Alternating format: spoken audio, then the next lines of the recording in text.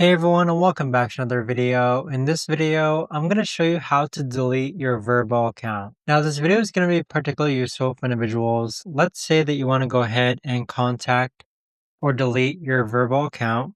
How do you actually go about doing so? Now, this video is going to be short, sweet, and simple, guys. There's not going to be a lot of steps involved.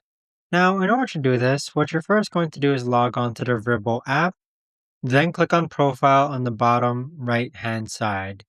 Then click on Security and Settings, scroll down, and then towards the bottom, you're going to see a Delete Account button underneath Account Management.